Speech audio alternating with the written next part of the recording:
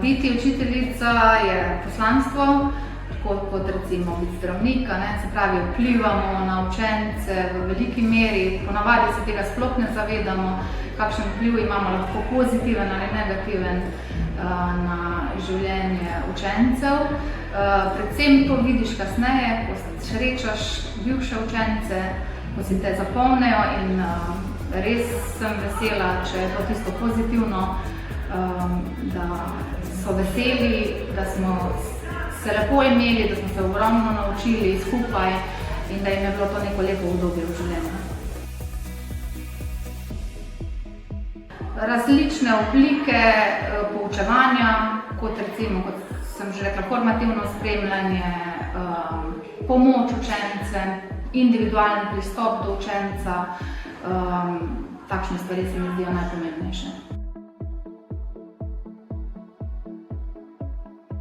Gre za medvrstniško ocenjevanje, ki je zelo pomembno v fazi samega razvoja njihovih spretnosti in sicer, ko pridejo do te faze, da znajo samostojno nekaj povedati, potem predstavijo to sošolcem in sošolci jih na podlagi obrazca ocenijo in jim predvsem svetujejo, dajo pozitivno in negativno kritiko in ne morete verjeti, ampak ponavadi so še celo bolj kritični kot učitelji.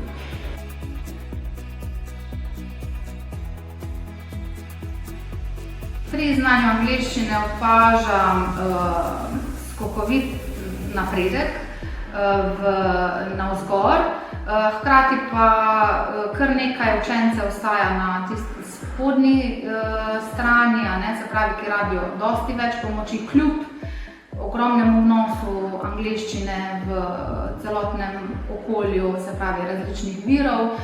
Ti pač rabijo malo več spodbude, ampak da se ogromno narediti. Če sistematično delamo, od 6. do 9. razreda ogromno učencev zelo napreduje in ja, res se da dosti narediti.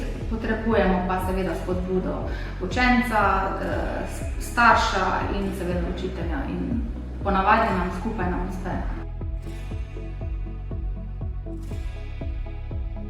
Ja, položaj drugega tujega jezika je že marsikaj doživel.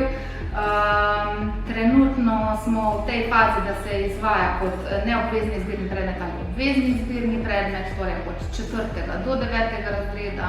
Opažamo to, da zanimanje v drugi triadi je kar močno, potem pa to ponavadi malo uplahne, predvsem zaradi tega, ker se pač tudi drugega tujega jezika treba naučiti, se pravi, se treba učiti, če želiš kaj znati in se raje odločajo za bolj preproste izbirne predmete.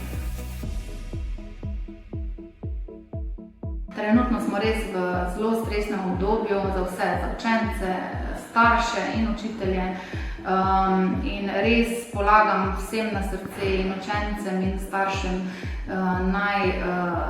učenci naj zaupajo vase, starši naj prisluhnejo svojim otrokom in pomagajo, tudi mi jim pomagamo in prisluhnemo, se z njimi pogovorimo, da bomo nekako lažje prebrodili vse te izzive, ki nas še trenutno čakajo in da res vem, da so ocene zelo pomembne, ampak niso najpomembnejši faktor.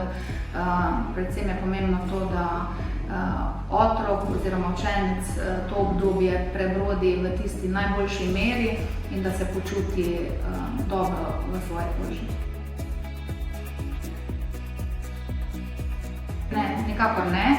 Ko pridejo starši na govorilno uro in rečejo, ne morem učencu pomagati, ker ne znam angleško, vedno rečem, da ni potrebno, da imamo ogromno pomoči v šoli, samo izkoristiti jo je treba, pred poukom, po pouku, pomoč zaposlenih preko javnih del, dopolnilni pouk in tako.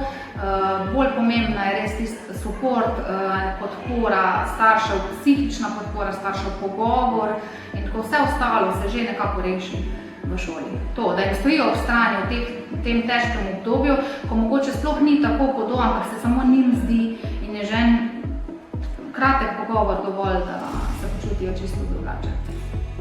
Učiteljica sem.